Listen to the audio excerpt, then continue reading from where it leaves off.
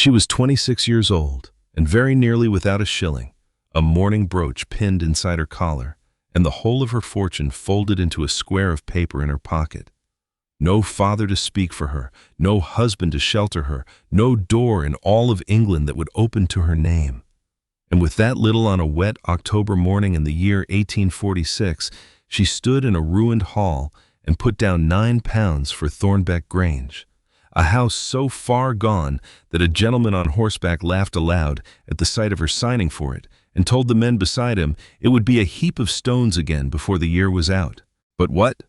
None of them knew, not the gentleman, not the auctioneer, not the woman herself, as she counted her coins onto the packing case, was what had been sealed up behind the bricked-over wall in the scullery, and what it would set in motion once the light of her lantern fell upon it. Settle in with us tonight and tell us in the comments where in the world you are listening from, because the man who laughed from his saddle was not the one she would have to fear. That man was still down in Derby behind a good desk with a map of the ground beneath her new house already spread before him, and a patience far colder than any winter on the moor. And the wall in the scullery had been waiting 11 years for someone with the eye to see it. Her name was Esther Rowe, and she had been born in the year 1820 in a set of rooms above a chandler's shop in the town of Wirksworth, where the streets ran steep between grey stone houses and the church bells carried up over the lead workings in the hills.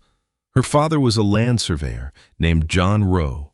a spare and careful man who could walk a boundary once and draw it true from memory, and who kept his chains and his level and his little brass theodolite wrapped in oiled cloth in a wooden case that he would not let anyone else so much as lift. Her mother was a quiet woman named Susan, who had been a farmer's daughter from the White Peak, and who died of a fever that settled on her lungs in the winter when Esther was 8. After that, it was the two of them, the surveyor and his daughter and John Rowe, did what many a grieving man does, which was to let the parts of his life that his wife had held together begin to slip. He was still sound at his trade, still trusted to set out a field boundary or measure a mineral take, but he lost the habit of asking the right price for it and of pressing men to pay what they owed, and so the money that came in was less than it ought to have been year upon year. Esther learned to read before she learned to sew, and she learned to read a plan before she learned to read a novel, because her father taught her the way a lonely man teaches a clever child by talking to her as though she were another surveyor. By the time she was 11, she could reduce a page of chain measurements to a fair drawing while he stood at her shoulder and said nothing, which from John Rowe was the highest praise there was. He taught her that land is never what a man says it is, but only what the measure says it is. He taught her to look at a deed and find the thing that was not written down, the strip of ground that two parties had each assumed belonged to them, the right of way, that had been used so long that everyone had forgotten it was a right and not a kindness. He taught her that in the lead country of Derbyshire the ground was owned twice over, once on the surface where the sheep grazed, and once below in the dark where the veins of ore ran, and that the two ownerships did not always sit in the same hands, and that whole fortunes had turned on the difference. She did not know as a girl of 12 copying out mineral takes by candlelight that this one lesson would one day be the whole of her defense. She only knew that her father's voice grew warm when he spoke of it, and so she kept it. The person who shaped her most, though was not her father, but a woman her father had almost nothing to do with, her name was Deborah Pike, and she was the widow of a stonemason, and she had kept house for 30 years at a great hall over toward Bakewell, before her husband's long illness brought her home to a small stone cottage on the edge of Wirksworth, with a strip of garden and a lean-to against the gable. Deborah was past 60 when Esther first knew her well, a tall woman gone lean with age, with hands the color of tanned leather, and a back that would not bend as far as it once had. She had buried a daughter once, long before a child of 6 who had died of the measles in the 2nd year of her marriage, and she never spoke of it, and Esther only learned of it years afterward, and understood then a great many things about the older woman's silences. Deborah took the surveyor's motherless girl in during the school holidays, and later, whenever the rooms above the chandler's shop grew too still to sit in, and she taught her not by lecture but by putting a tool into her hand. She taught her to lay a course of brick to a line, to slake lime and gauge it with sand, and haired mortar to render a wall, so that the damp would run off it and not into it, to sweat a leaking joint of pipe, to graft a scion onto an old apple stalk, to dry the herbs of the garden against the coughing sickness of winter. She taught her to look at a house the way her father looked at a boundary, which was to say, honestly and in order, beginning always at the top. Look first at the roof, Deborah would tell her, because a sound roof forgives a great deal below it, and a bad roof forgives nothing. Then the drains, then the pointing, then the timbers, then the plaster, and last of all the paint, which is only the coat a house wears and tells you nothing of its health. "You have a good eye, girl," she would say, and nothing more. And Esther carried that half-sentence about with her for weeks, the way another child might carry a bright coin. Deborah died in the winter of the year 1844 of a pleurisy that took her in 9 days, and she left Esther her few good tools, her copper preserving pan, her stone mortar, her lime brush, and one thing more. It was a plumb bob of solid brass, heavy for its size, worn bright by handling with a fine cord run through it, that Deborah's husband had used to hang a wall true, and it had lain in Deborah's workbasket for 30 years after his death. Esther wrapped it in a square of gray felt cut from an old skirt, and she kept it in the pocket of her working dress where it would ride against her hip. And in the years that came, she would touch it without meaning to, the way a woman of firmer faith might touch a cross. Her father had died 2 winters before that, in the year 1842, of a chill caught out on the moor in November while running a boundary for a farmer who never paid him the last of the fee.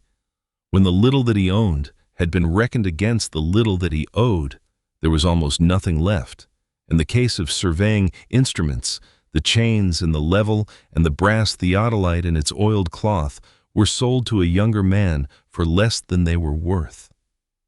Esther kept only her father's field books, the small canvas-covered volumes crowded with his neat measurements, because no one else wanted them, and because to her they were the sound of his voice. So at 22 she took the only kind of position a respectable and penniless young woman could take, which was that of companion and housekeeper to an elderly gentlewoman, the maiden sister of a clergyman, in a village on the Nottinghamshire side of the county. She stayed there 4 years. She kept the household books and ordered the coals and managed the one servant and patched the damp plaster in the study where no man had thought to mend the roof above it, and read aloud in the evenings while the old lady dozed. Her wage was £22 in the year, and her keep, and she spent almost none of it. She wore 3 dresses in turn and turned the collars herself, and every quarter she added what she had saved to the small store folded in paper in the bottom of her mother's writing box. In the spring of the year 1846, the old lady died quietly in her chair, and within a fortnight the clergyman's married daughter came from another county to close the house and told Esther in a single breath that her services would not be wanted beyond the quarter, and that she might have a gown of black bombazine from the dead woman's press if she cared for it as a remembrance. Esther thanked her and took the gown, because a warm dress was a warm dress, and she went up to the narrow room over the scullery that had been hers for 4 years, and she sat on the edge of the iron bedstead and let herself think for as long as 1/4 chime of the church clock across the lane.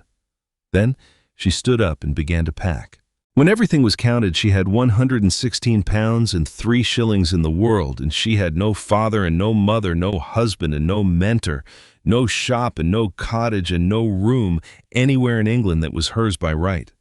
What she had instead was her father's field books and her mother's writing box, Deborah's tools, and Deborah's brass plumb bob in its square of gray felt, and a small advertisement she had cut 3 weeks earlier from a derby paper and folded carefully away.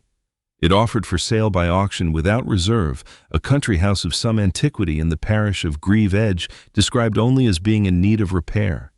She read those 5 words the way her father had taught her to read, a deed looking for the thing that was not written, and what was not written was how far the ruin had gone, and what was not written was why no one had bought it long ago. She did not argue and she did not weep.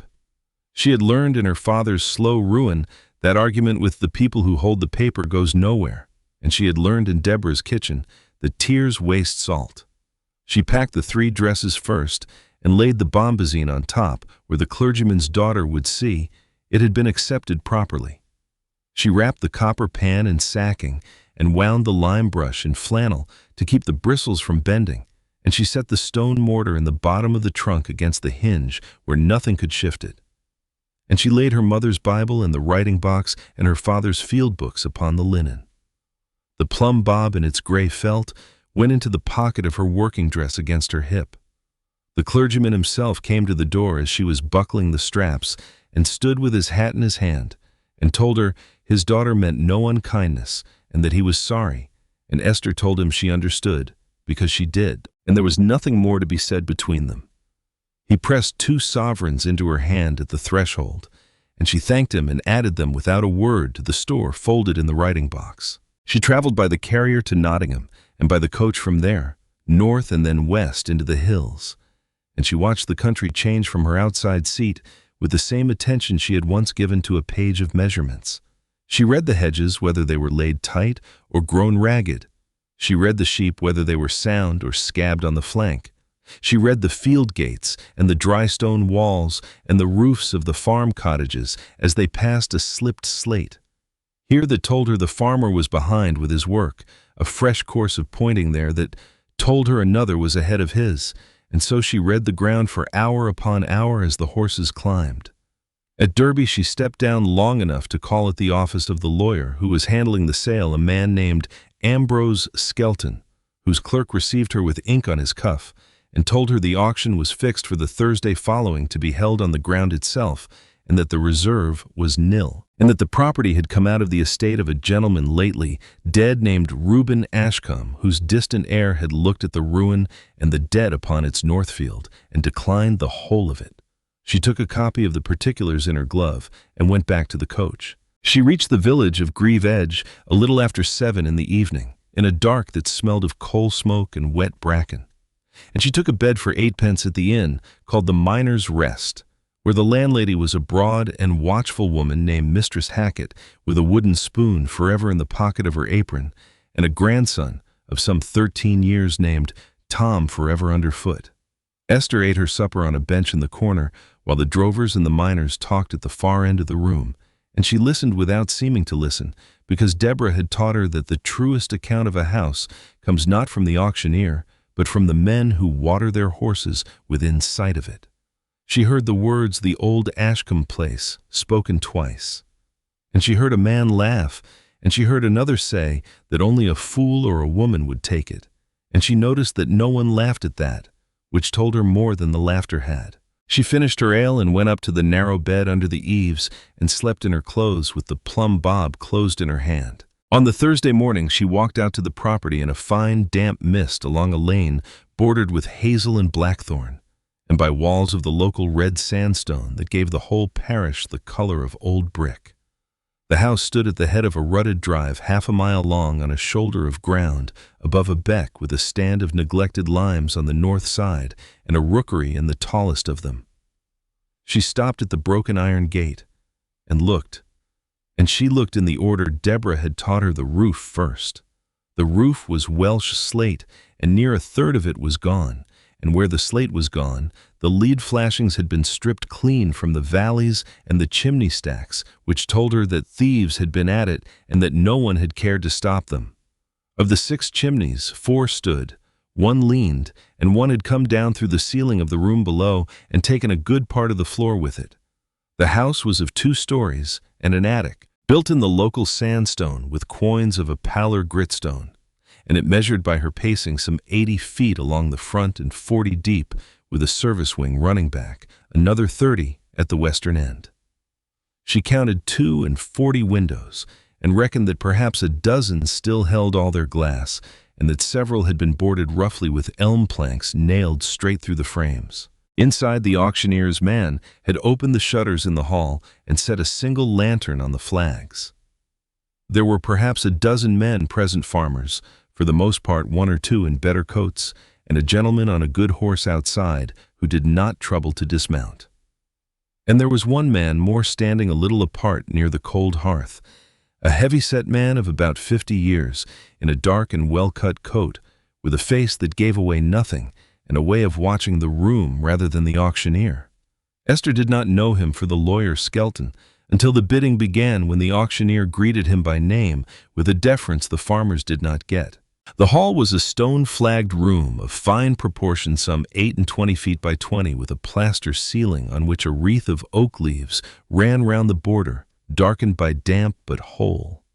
The oak staircase rose in 3 flights on turned balusters, of which perhaps a dozen were gone, and the treads were sound where she trod on them, and the newel post at the foot was carved with a pineapple and split down one face in a way that Deborah's teaching told her could be glued and cramped and made good. Esther walked the ground floor once, while the men gathered reading it as she went, and everything she read said the same thing, which was that the house was sick, but not dead, that it had good bones under its ruin, and that a patient hand and a long purse could bring it back. She had the patient hand. She had almost no purse at all. The bidding opened at £5 and rose in ones. The farmers fell away at 8. The gentleman on the horse never bid.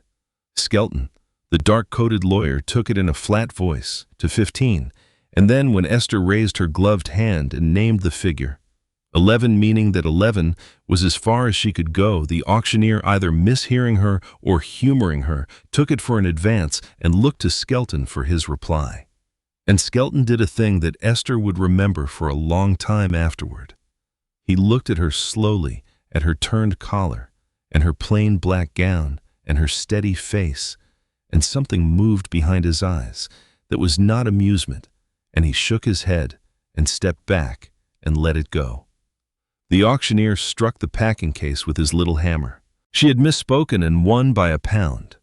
She had said 11 and paid 9, for the auctioneer, checking his confusion, brought the price back to where her hand had truly last been raised, £9 against the gentleman's 8.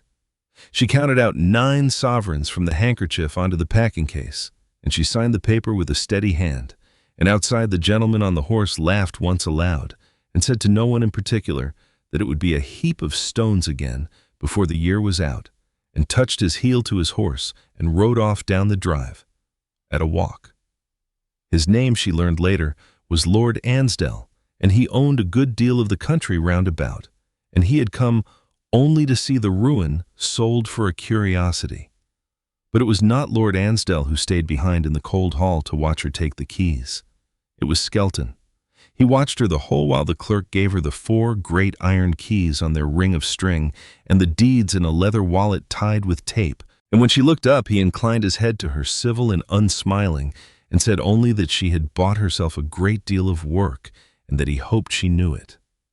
Then he too was gone. She slept that night again at the Miner's Rest, and went out to the house at first light with a lantern, a broom, a bucket, and a loaf, and she began where Deborah would have begun, which was not with the roof at all, whatever the roof might need, but with the scullery, because a woman who cannot keep a fire and boil a pot cannot keep a house, and everything else waits on that.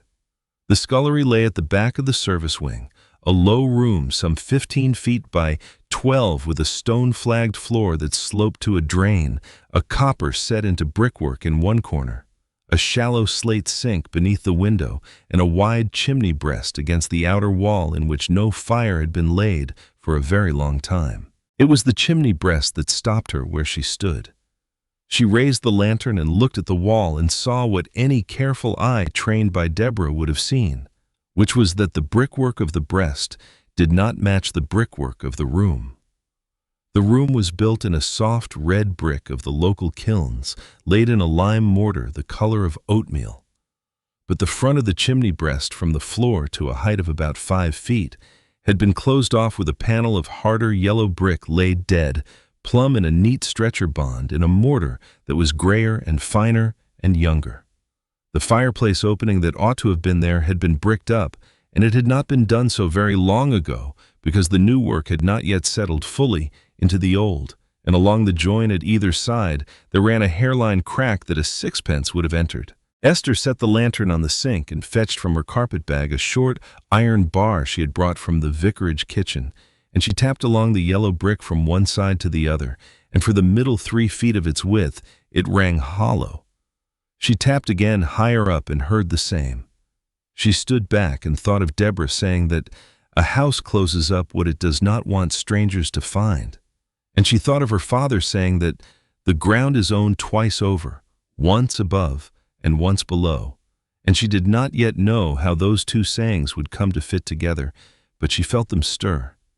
She took the bar and set its point into the young mortar at the head of the panel and worked it back and forth until the first brick loosened. It took her the best part of an hour, kneeling and rising by turns, to lift out enough of the yellow brick to make a hole she could pass her arm through, and the bricks came away almost cleanly because the mortar was young and the work had been done in some haste. She laid each brick on the flags in the order she drew it out, because Deborah had also taught her that a wall pulled down carelessly is a wall that can never be built again. When the hole was wide enough, she took up the lantern and put it through and looked, and on the old hearthstone within, she saw three things. There was a black Japan tin box about the size of a family Bible.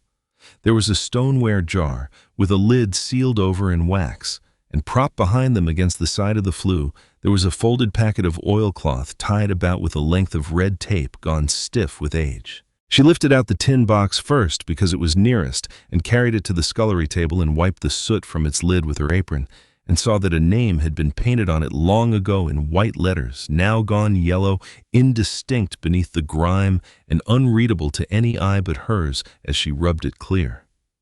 It was not locked. She lifted the lid, and within, folded in a square of green baize, lay a linen bag that was heavy in her two hands, and when she loosened its string, a heap of gold spilled out onto the baize, so bright against the dark cloth that she sat down suddenly on the scullery stool. She counted it where she sat because Deborah had taught her that a sum uncounted is a sum unbelieved, and there were 198 sovereigns and 9 half-sovereigns and a twist of paper holding a small roll of old shillings of a former reign. Beneath the linen bag, folded and sealed with a wafer of red wax, lay a letter addressed on the outside in a careful clerkly hand to whoever should find it and have need of it. Esther broke the wafer with her thumbnail and unfolded the paper on her lap, and she read it there in the empty scullery aloud, because Deborah had taught her that a letter spoken is a letter better understood. The hand was small and even the ink gone brown, but not faded, and it told her its writer's story slowly and without complaint. The man wrote that his name was Reuben Ashcombe, and that he had served for many years as the barmaster of the Liberty of Grieve Edge, which was to say, the officer who measured the ore and kept the miner's law and held the court's records for the lord of that ground. He wrote that the house had come to him from his father, and that he had lived in it 44 years. He wrote that his wife had died in the hard winter early in his tenure, and their only daughter, the spring following a child, not 7 years old, and that he had no other children and no near kin, and that the house had grown too large and too quiet for one old man, and its roof at last beyond his mending. He wrote that he had set by, in small sums over many years, what money he could, and that he had hidden it here behind this wall because he could not bear that it should pass to the county for want of an heir, nor into the hands of the man who held the mortgage upon the north field and had long coveted what lay beneath it. If you are reading this, the letter said, then you have come into the house honestly, and you have troubled to look where others would not. Take what is here and use it well and mend the roof before all else. And then the letter said a further thing, and Esther read it twice, and then a third time slowly, because her father's old lessons woke in her as she read it. It said that the ground of Thornbeck was owned twice over, once above and once below, and that the vein of lead that ran beneath the house and out under the north field, the vein the miners called Thornbeck Rake, had been lawfully freed and titled in the records of the Liberty to the freehold of the Grange itself, and that the proof of it lay in the oilcloth packet behind this letter, and that whoever held the house held the vein, whatever any man in Derby might say, and that a certain man would say a great deal. Esther set the letter down on the table and sat a long while with her hands flat upon it, and the scullery was silent, but for the small tick of the cooling lantern and the calling of a rook out among the neglected limes. Then she reached back into the hole and drew out the oilcloth packet and untied the stiff red tape and unfolded it on the table, and within lay a set of papers that she did not fully understand that morning, but understood well enough to know their worth.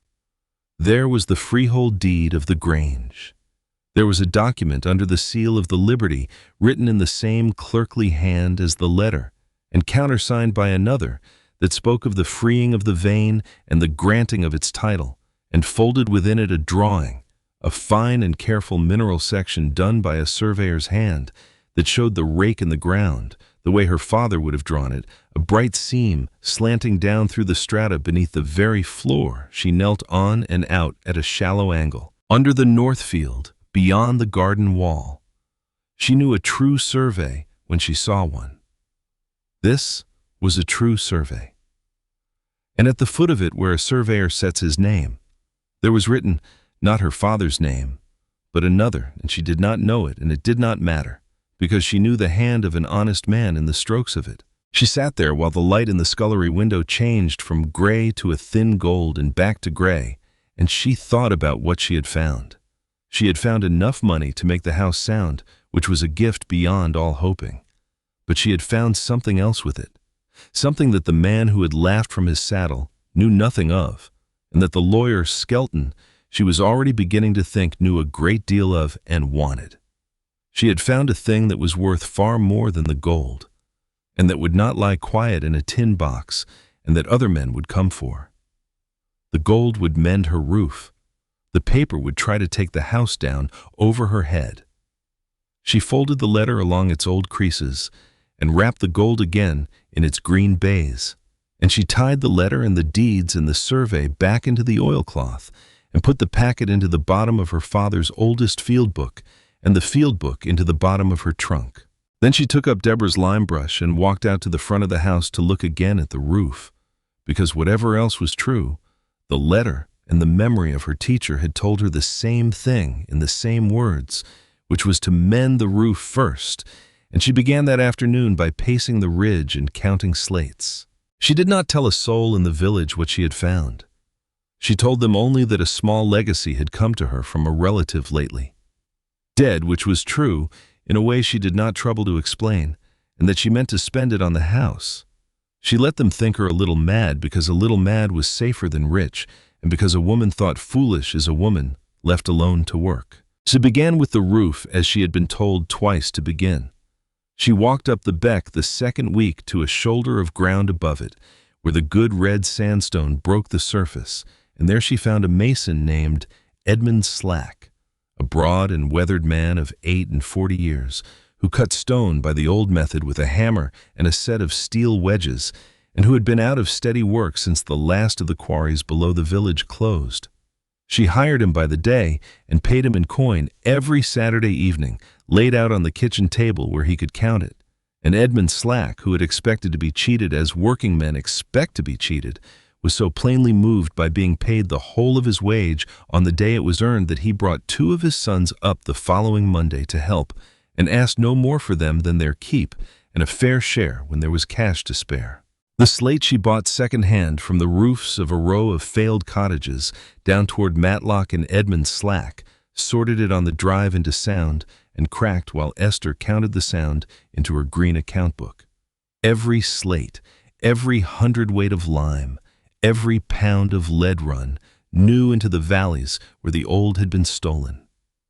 She wrote it all down in the ledger on her mother's writing box in the plain columns her father had taught her, and she was pleased to find that the sum she had brought and the sum she had found together came to more than the roof would eat, though not by so very much, and she resolved that the house should be made sound before ever it was made handsome, and that she would earn the handsomeness herself later with her own hands and time. She was not left to work alone for long,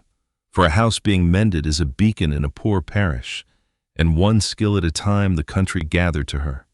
Josiah Beckett, a joiner of 1 from a village to the north, came up when he heard there was oak to be worked, and cut a dozen new balusters for the stair, and matched the pineapple newel, so that no eye could afterward tell the mended from the sound, and glued and cramped the split in the old post so that it held. Martha Gill, a lime washer of 34, with a steadier hand for a wall than any man in the parish, came to touch in the plaster wreath of oak leaves on the hall ceiling and washed it clean and made it live again. Isaac Ferrers, a gardener of 63, who had learned his trade as a boy in the walled gardens of a great hall over toward Haddon, came up on the Wednesdays and Saturdays and helped her clear the walled garden on the east side, which had gone to bramble and nettle over her head. And beneath the brambles they found espaliered pears still living against the warm south wall, and Isaac Ferrers taught her to prune them back to their old fruiting spurs. Joan Tibb, a widow of 57 from the lodge cottage, came each morning to boil the copper and wash the linen of the workmen, and taught Esther the trick of banking a range so that the fire would hold through the night and be quick to wake at dawn. The Reverend Cuthbert Vale, the minister of Grieve Edge, a mild man of 59, called within the first month and looked at the young woman living alone among her workmen and found nothing to disapprove of, which surprised him, and he sent his daughter Alice, a girl of 19, who was quick and clever with a needle, to help stitch the hangings for the beds Esther was putting back into use. Mistress Hackett, at the Miners' Rest, sent up a joint of mutton every Sunday for the better part of 2 years, and would take no payment for it beyond a nod at the churchyard gate, and her grandson Tom Hackett, a boy of 13 with more energy than sense, made himself so useful fetching and carrying that Esther gave him a few pence a week, and more valuable to him the run of the place. So the house grew warm around her by slow degrees, room by room, and the parish gathered round the house in the same way, skill by skill, and by the end of that first year the roof was whole, and the smoke rose true from 4 mended chimneys, and the drive was raked, and Thornbeck Grange, which a gentleman had promised would be a heap of stones by winter, stood sound against the winter with its lamps lit. But there was a shadow on all of it, and the shadow had a name, and the name was Skelton. He came the first time in the spring of the year 1847, riding up the mended drive on a good horse and sitting it a while at the gate before he came on, looking at the new slates, catching the light, the way a man looks at a field he means to buy. Esther met him on the step with lime on her hands and did not ask him in beyond the hall. He was all courtesy. He congratulated her on the great deal she had done and said that he had watched her progress with admiration, and then he came to the point with the smoothness of a man who has made his living coming to points. He held, he said, as she perhaps knew, the mortgage upon the north field of the Grange, an old debt of the late Mr. Ashcombe's that had never been cleared, and it was a small, awkward thing, and he would be glad to take it off her hands, to buy the mortgage from her side, so to speak, that she need never trouble about it again. And more than that, he said, looking about the hall at the mended plaster and the polished newel, if ever the weight of so great a house grew too heavy for her as well, it might for any woman alone, he would be honored to buy the whole of it from her at a fair figure, more than fair, more than she had paid 100-fold, and she might go and live at her ease wherever she chose. Esther listened to all of it with her lime-whitened hands folded, and thanked him, and told him plainly that she did not mean to sell, not the field and not the house, and that she thanked him for his trouble in riding up.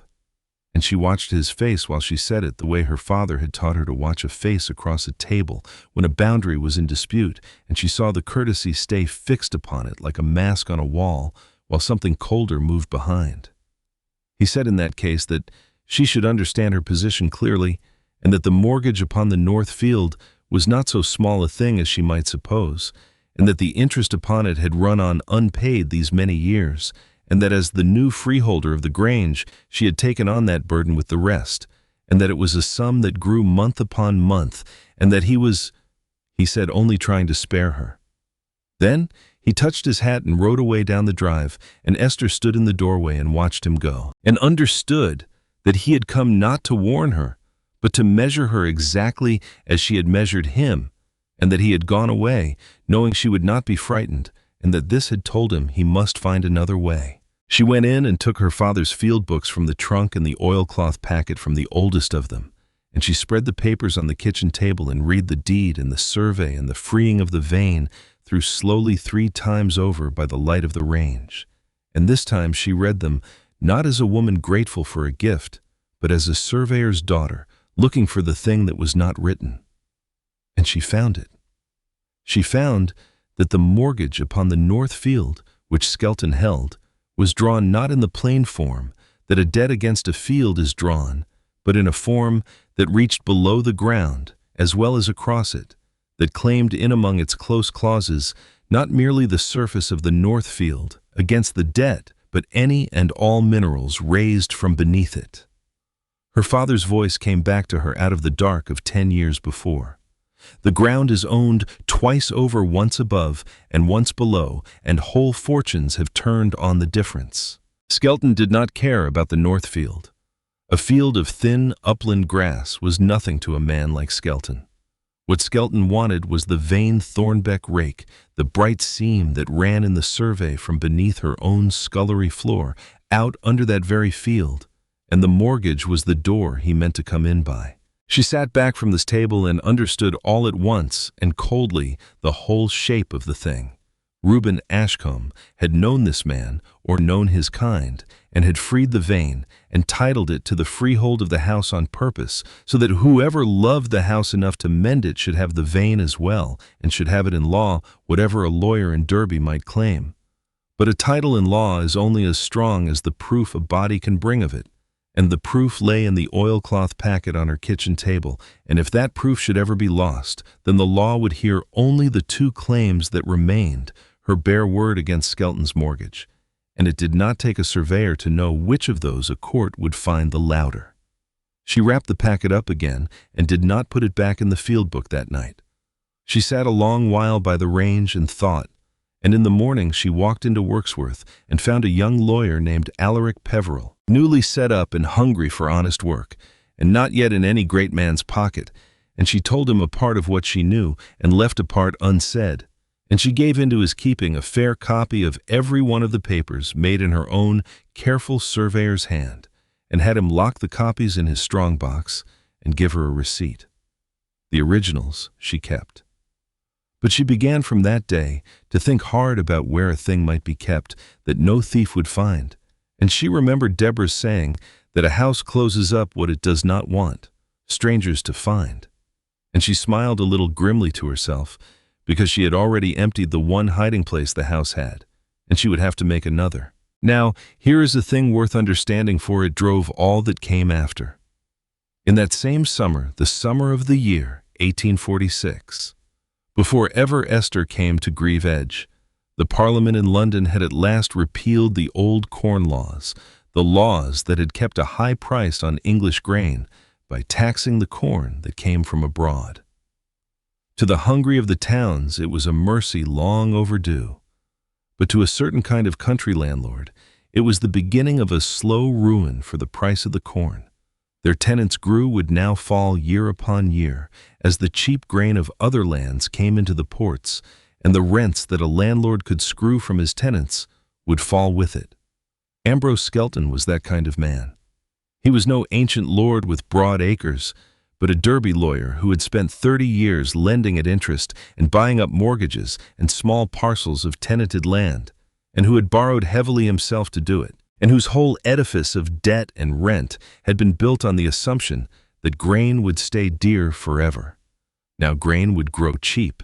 and his rents would fail, and the interest he owed would not fail with them, and such a man must find something quickly that will make more money than a field of falling corn. Skelton had found his something. It lay beneath Thornbeck. It was worth, if the vein was as rich as the old survey promised, more than every acre he owned above ground.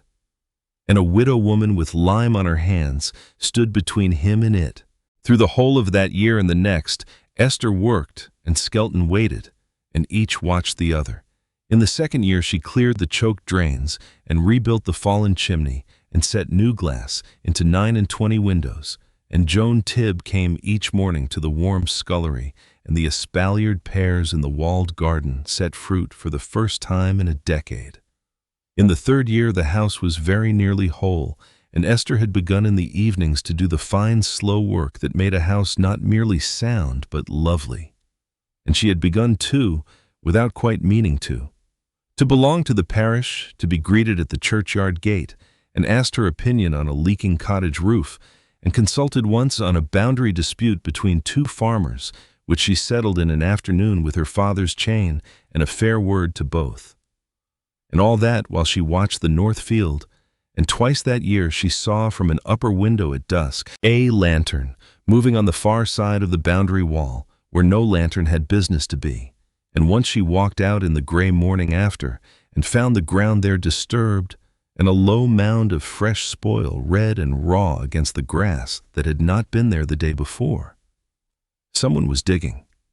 Someone was driving something into the ground from the far side toward her field and her house in the dark, and she did not need to be told whose men they were. She wrote it down.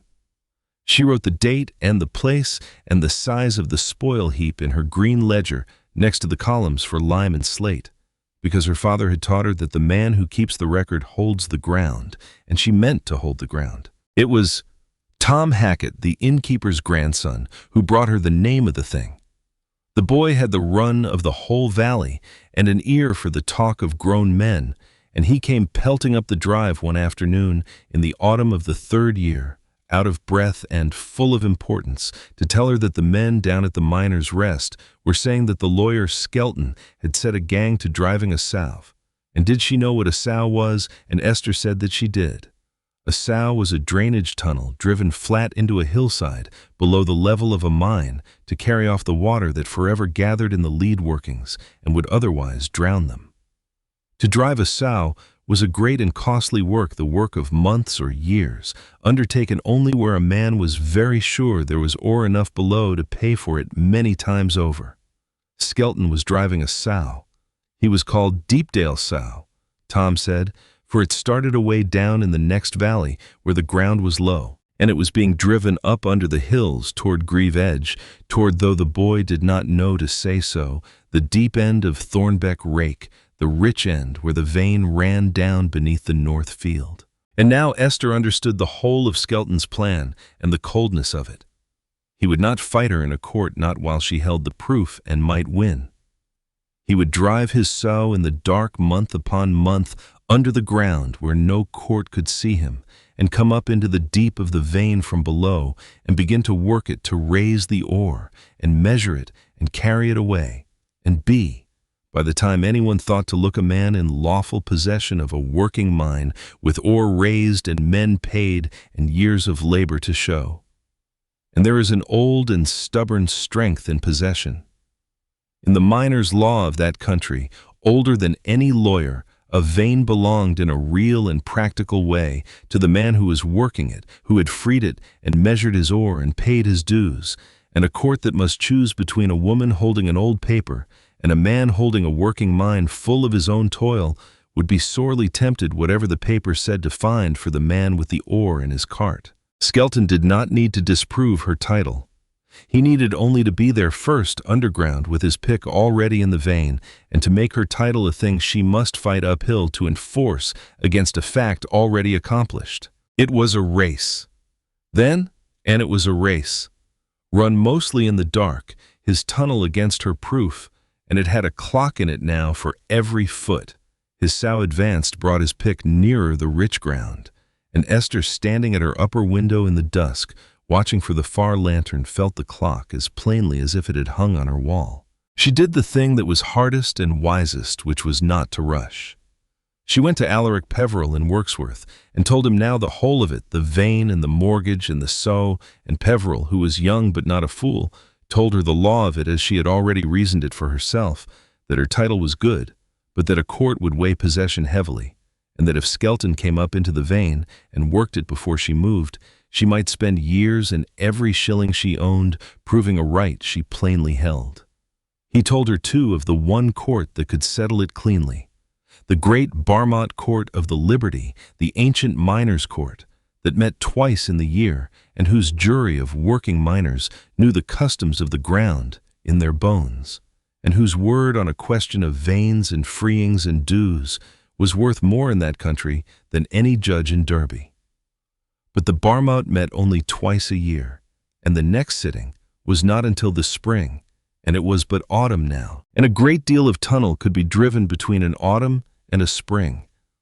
She would have to hold Skelton off the vein until the spring without the law yet on her side to do it. And she would have to keep her proof safe through a winter in which she now knew that a powerful and patient man wanted nothing in the world so much as to see it burn. She went home and she made her second hiding place. She did not tell even Peveril where it was, and she waited for the winter. And the winter, when it came, brought with it a thing that neither she nor Skelton had counted on, and that would very nearly undo them both. For in that winter, the winter that turned into the year 1849, the cholera came to Greve Edge. It had been abroad in the great towns all the year before in London and the seaports and the crowded manufacturing valleys, the second great visitation of that terrible sickness within a generation. And the newspapers that Isaac Ferrers brought up from the village were full of it, of the numbers dead in a week in this city, and that of the swiftness of it, how a strong man might be well at breakfast and dead by dark. Esther read those columns by the range and thought of her mother's slow lung fever, and thought that this was a crueler thing, and hoped, as everyone hoped, that the high, clean air of the hills would keep it off. It did not.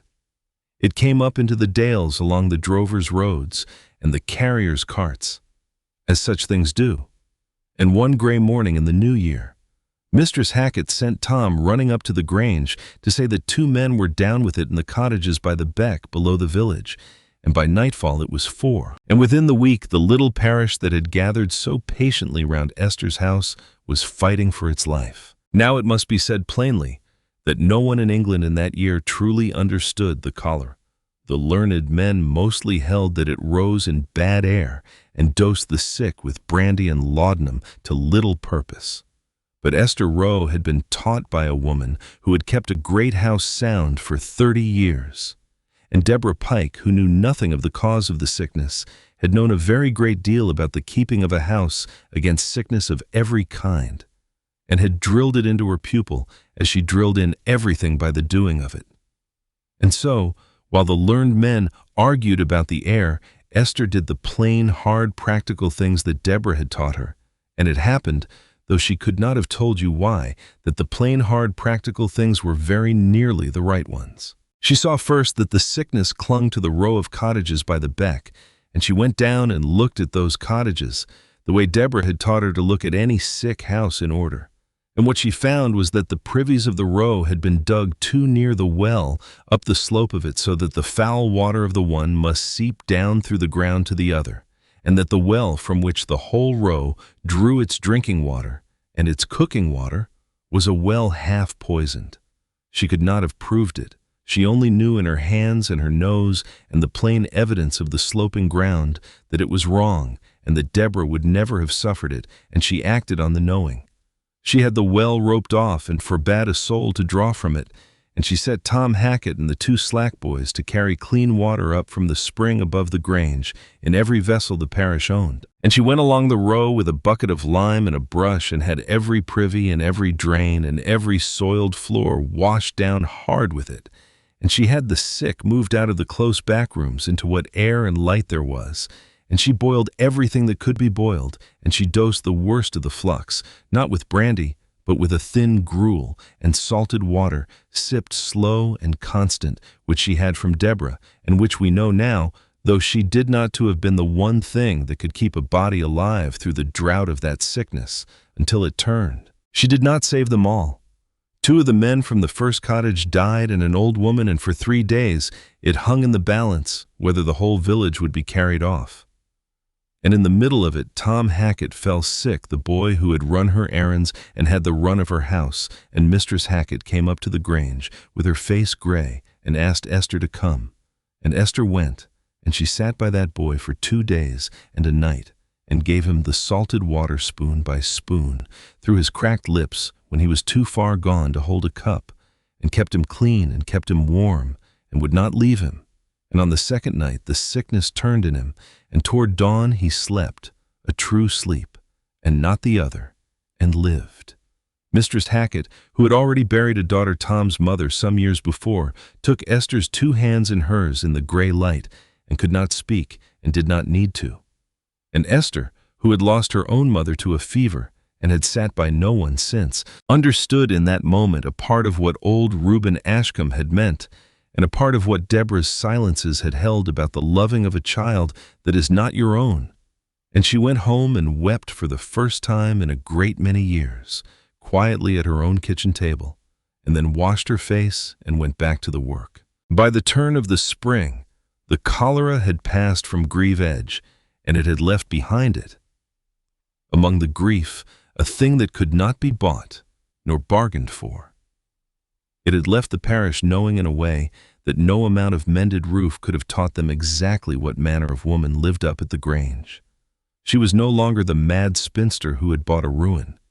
She was the one who had roped off the well and carried the water and washed the cottages down with her own hands and sat 2 nights by Tom Hackett and would not leave him. The parish was hers now, not as a servant is a master's, but as neighbors are one another's, bound by a debt that both sides were glad of, and this, though Esther did not calculate it, so was the strongest wall she had yet built, and she would need it before the summer was out. For Skelton had used the winter too, and he had used it the way such men use a season when every honest soul is looking the other way. While the parish fought the cholera, his sow had driven on in the dark, unwatched, for no one in that dreadful season stood at an upper window counting the far lanterns. And Skelton had done one thing more. Among Esther's workmen there was one she had never fully trusted, and had kept on only because he was skilled, and work was scarce. A mason's laborer named Peter Loach, a man of 40-odd with a grievance always ready and a way of being where he had no reason to be. In the worst week of the sickness, when Esther was down in the village day and night by the beck and the Grange stood all but empty, Peter Loach came up to the house alone and went in and searched it. He did not find the second hiding place, for Esther had made it well. But he found her mother's writing box in the sitting room, and in the writing box, folded into an old field book, he found an oilcloth packet tied with red tape, and he took it and carried it down through the dark to a man waiting on the Derby road, and was paid, and thought himself clever. Esther found the writing box rifled on the morning the sickness broke, when at last she came home to sleep. She stood over the open box a long moment, and her heart went down into her boots, for she knew at once what had been taken and what it meant.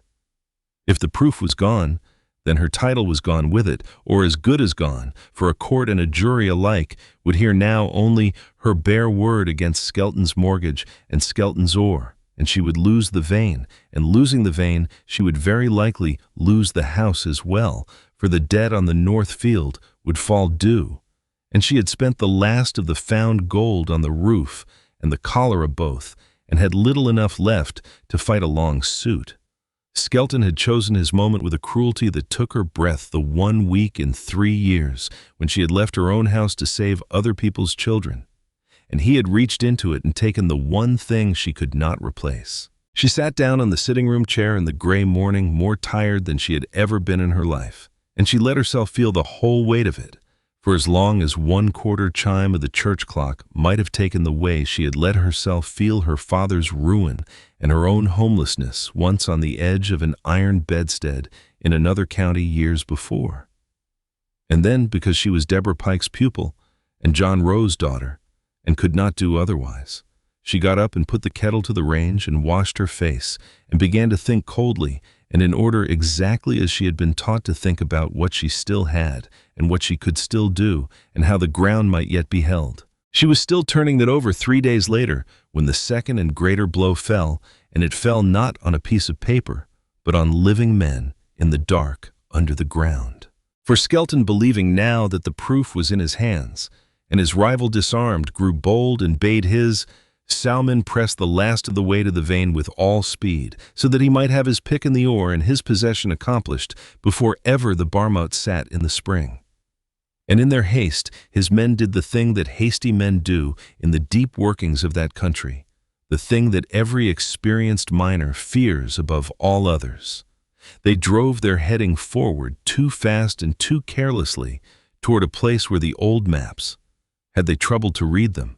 showed old workings long abandoned and long since filled with water, a drowned mine of some former age, lying quiet and black and brimful in the hill above the line of their new tunnel.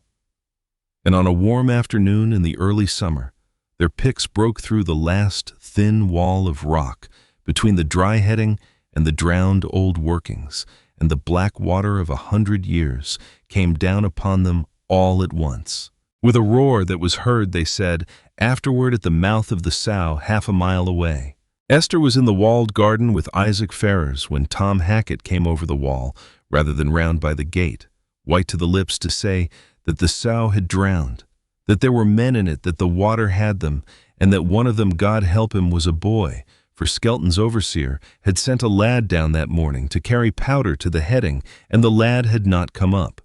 And Esther did not stop to think whose men they were, nor whose fault, nor what it might cost her to help the very gang that had been driving toward her ruin.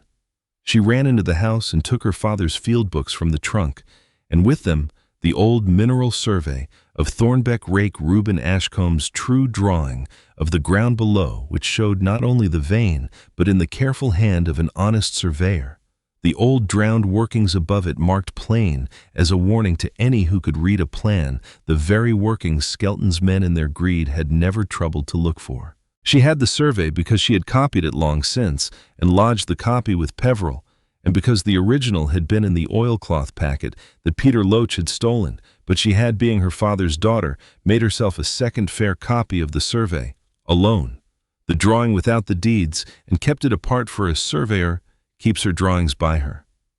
And so she had in her hand, running down the drive with her skirts caught up, the one thing in all the parish that could tell a drowning man which way the water would go and where the ground would still hold air. She reached the mouth of the South, where a knot of terrified men stood, useless at the entrance, afraid to go in and ashamed to stay out. And she did what no one there could have done, which was to read the ground. She spread the survey on a fallen timber, and showed the sow men who knew their own tunnel, but not the drowned old world above it, where the flood must be coming from, and therefore which way through the workings the trapped men might have run ahead of it, and where in the rising ground of an old level that the survey showed branching off the heading, there would still be a pocket of air above the flood if any man had had the wit to climb to it. She sent the strongest of them in along that line, with a rope and a lantern following her finger on the plan, and she stayed at the mouth and held the far end of the plan and the far end of her nerve. And after a time, that felt to all of them like the turning of a year. The men came back out of the black water, dragging 2 half-drowned sowmen between them and behind them, carried on the back of the biggest of the slack boys, coughing the foul water out of his small chest, but alive the powder lad who, as Esther saw when they laid him in the grass, a boy of no more than 12, a stranger to the parish, one of Skelton's own hired men's sons, and who was alive because a woman Skelton had tried to ruin had read the ground he stood on better than the men who dug it. 3 men were saved out of the drowning of Deepdale Sow, and the tunnel itself was ruined, drowned to its mouth, the labor of a year and a great sum of Skelton's borrowed money gone under the black water in an afternoon, and it would not be pumped and cleared again in a season, nor in 2. Skelton had lost his race in the dark. His pick would not be in the vein before the spring, nor before many springs. But more than that, and worse for him, the whole country now knew the manner of it. It was known in every cottage of the dale by nightfall, and in the Miners' Rest by the following noon, and in Wirksworth within the week that the lawyer Skelton had driven a sow in secret toward the vein under the widow's land at the Grange, that his greed and his haste had drowned his own men, and that it was the widow herself whom he had tried to ruin, who had come with an old true plan and saved the men he had all but killed. The miners of that country, who lived their whole lives in fear of just such a drowning, did not forgive a man who caused one through haste, and they did not forget the woman who had read the ground to undo it. Esther had not gone to the South to win anything, but she came away from it holding the one thing Skelton could not buy nor steal, which was the good opinion of every working miner in the liberty of Grieve Edge, and it was working miners, when the spring came, who would sit as the jury of the great Barmont court. Now the last of it turned, not on tunnels nor on water, but on paper, and on the thing that Esther had understood from the very first evening in the scullery, that a title is only as strong as the proof a body can bring of it. And here, the patience and the foresight that Deborah and her father between them had built into her came at last to their harvest. For Skelton, when the shock of the drowning had passed and his fright had cooled into calculation, saw that he had lost the underground race, but believed he still held the winning card above ground. For he had, as he supposed, the stolen proof, the deeds, and the freeing of the vein, the whole oilcloth packet that Peter Loach had carried to him in the dark. Without her proof, he reasoned the widow could not enforce her title before the Barmot nor anywhere else, and he might yet. If not this year, then next, pump out his sow or drive another, and come up into the vein at his leisure, and no court would give it against him, for she could show nothing but her word. And so when Esther, through young Peveril, gave notice that she would bring the whole matter of the vein before the great Barmot court, at its spring sitting, and would there prove her title once and for all, Skelton was not dismayed,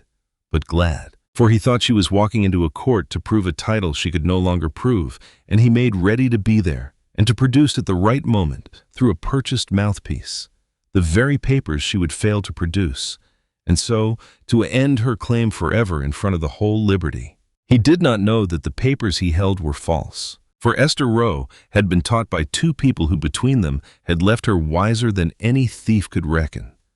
Her father had taught her that a surveyor keeps a fair copy of everything and never lets the only record of a thing pass out of her own control. And Deborah had taught her that a house closes up what it does not want strangers to find, and that a wall pulled down carelessly can never be built again, but a wall built carefully may hide a great deal. From the very day she had read Skelton's true purpose in the wording of the mortgage more than 2 years before, Esther had never once left the true original deeds and the true freeing of the vein where a searching hand might find them. What she had left in the writing box folded in the old field book where a clever thief was likeliest to look was a fair copy in her own hand, made to look as like an old document as she could contrive, aged a little at the folds, tied in old red tape. Decoy set out with the same care her father had used in setting out a false boundary to catch a cheat. The true papers she had built quite literally into her second hiding place, which was a small dry recess she had made with her own hands, and Martha Gill's lime behind a course of stone in the very hall chimney, in a house she now knew, brick by brick in a hiding place, made not in haste like Ashcombe's, but at leisure and with skill, and known to no living soul but herself. And there was more, and it was the thing that made her sure. Reuben Ashcombe's letter, that first morning in the scullery, had told her a thing she had not fully understood at the time, but had never forgotten, which was that he had been the barmaster of the Liberty, the keeper of its court and its records, and that the freeing of the vein and the granting of its title had been done, as all such things were done before the court, and entered in the court's own book. A barmaster keeps a counterpart.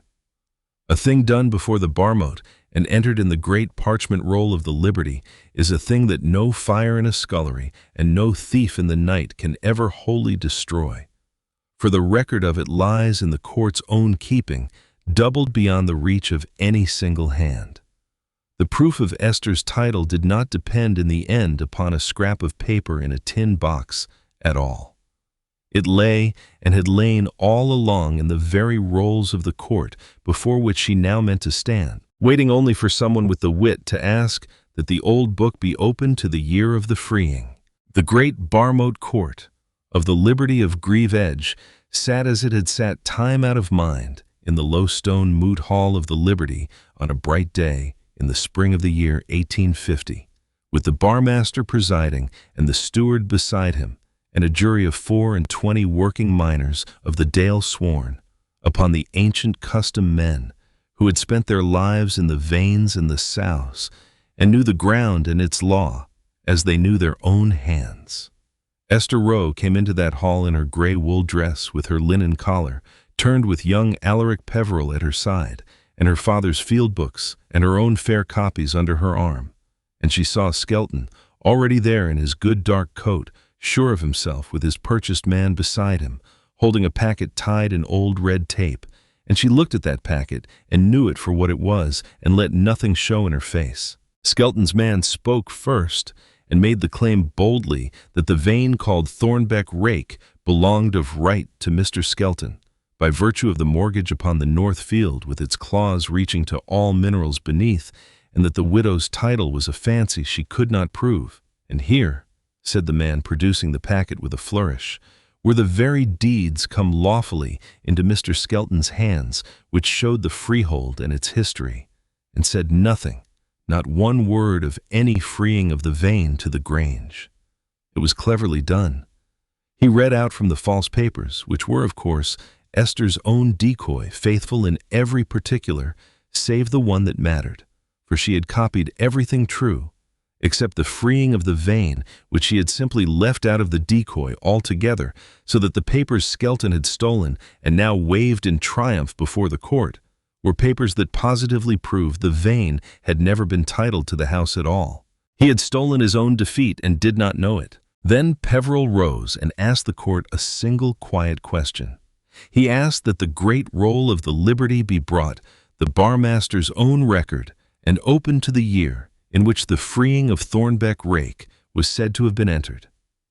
And the old barmaster of that day, who had been a young clerk under Reuben Ashcombe long ago and remembered the man with respect, sent for the roll, and it was carried in heavy and dark with age and unrolled upon the table before the 24 sworn men, and there in Reuben Ashcombe's own careful clerkly hand doubled in safe.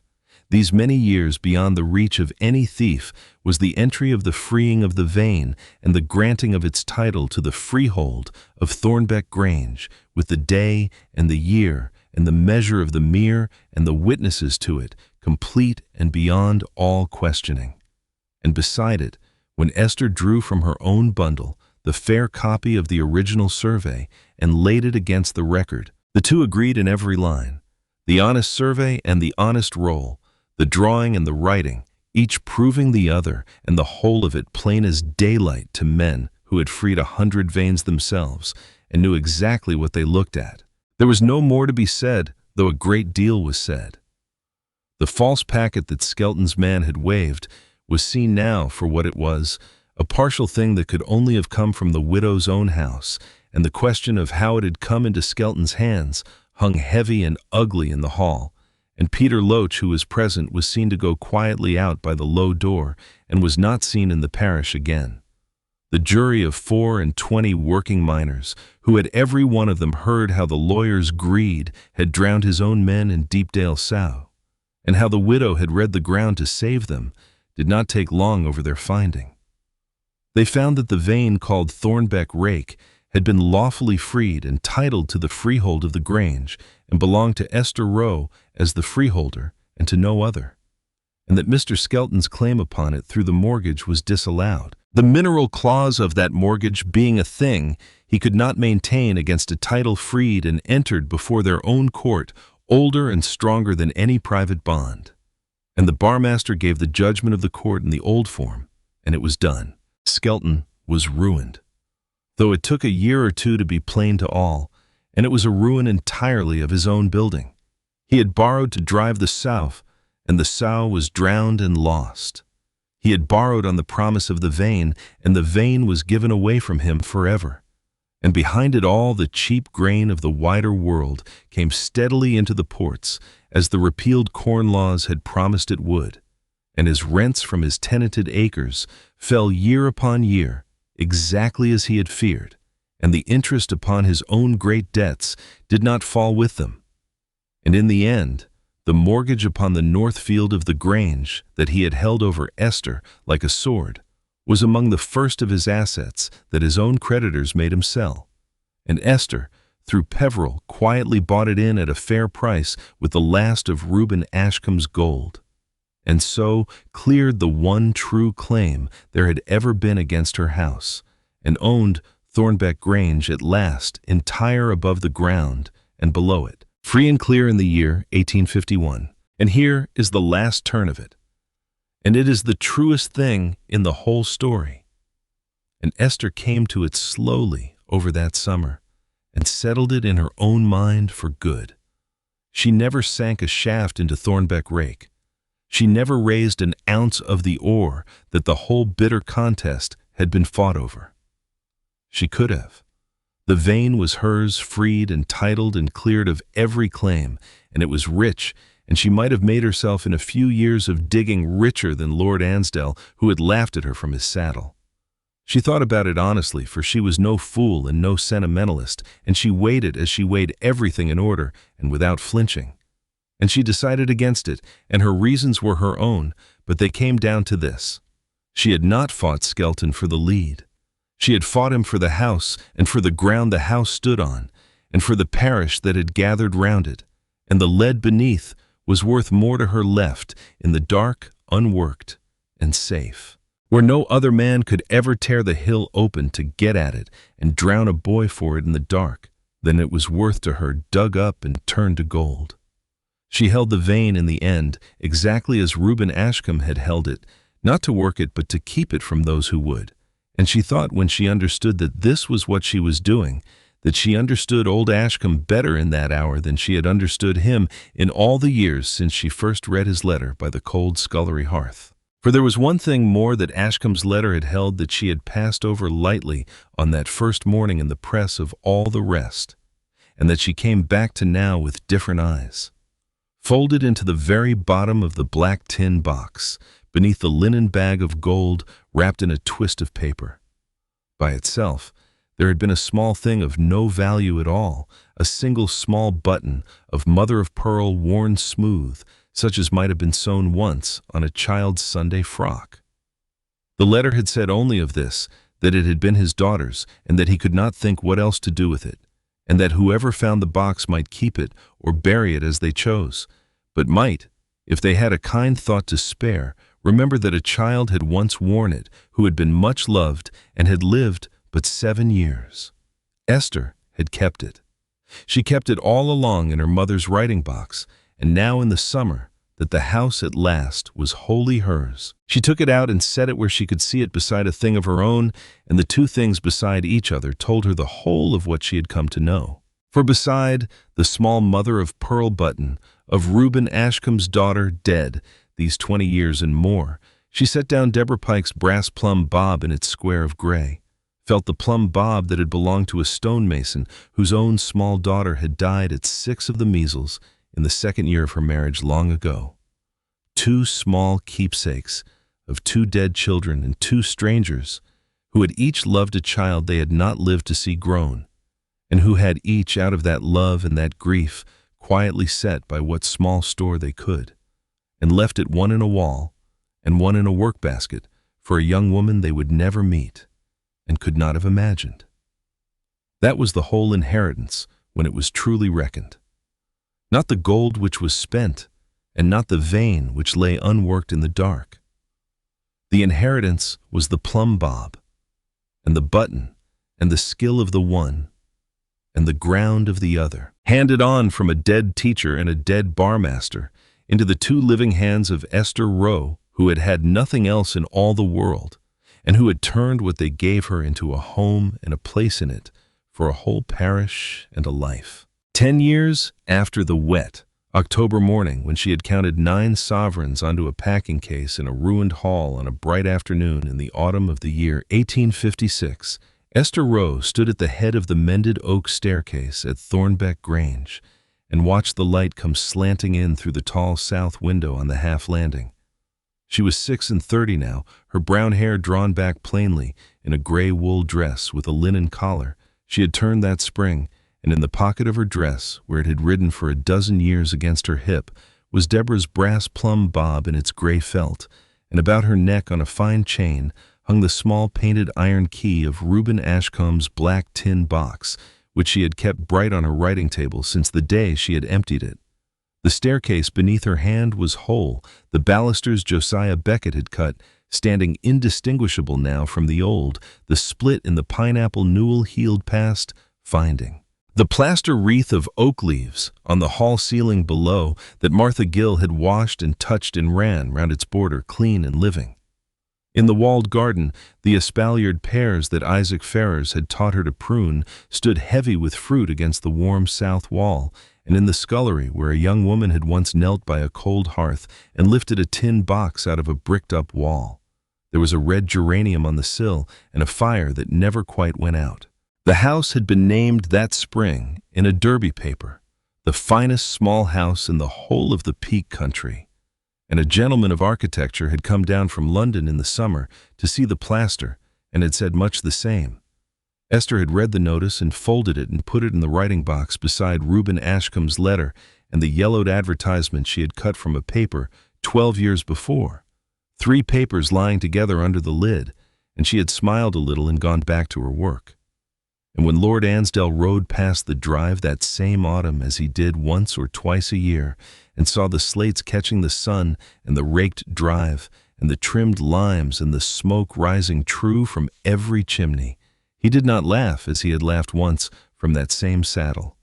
He drew rein a moment at the gate and looked and touched his hat to the woman standing among her pear trees, and rode on without a word, and Esther touched her bonnet in return and went back to her ledger. And neither of them ever spoke of the other thing, for there was no need. She stood that afternoon at the head of her stairs in the slanting light, and thought of Deborah Pike's stone kitchen at the edge of Wirksworth, and of her father tramping a boundary on the moor with his chain over his shoulder, and of Reuben Ashcombe sitting at the scullery table below her in a year before she was grown, sealing a letter with a wafer of red wax to a stranger he would never see. And she thought that a house is not a thing built once and finished, but a thing kept mended and swept and warmed and watched over slate by slate and lime by lime and year by year, and that the keeping of it is the whole of it and always was. She had come to Grieve Edge with no room in England that was hers by right, and a gentleman on a horse had laughed and said the house would be a heap of stones before the winter, and she had paid £9 for it, and it had been the best £9 she ever spent in her life. If this story has sat well with you, and if you would like to hear more of them told in this quiet and careful way, then settle in and stay close with us on the channel and tell us in the comments where in the world you are listening from tonight. Whether it is a kitchen in a northern town or a room at the end of a long day somewhere far from here, and whether the weather at your window is gray or bright. Share this story with someone who has ever been told that a thing was past saving or that they themselves were. And before you go, sit a moment with this one question and carry it with you into the rest of your evening, if you will. Is there something in your own life, some house or friendship or piece of work or corner of a room that others have walked past without seeing, and that you know quietly, and without needing to argue the point, is worth the labor of your 2 hands? What would it take to begin with the roof, as a wise woman once said, and to trust that the rest of the house will follow, slate by slate and lime by lime, over the 10 patient years it takes to turn a ruin into a home? Tell us if you feel moved to, and we will read what you write. Until the next story, keep well and keep your own small keepsakes close.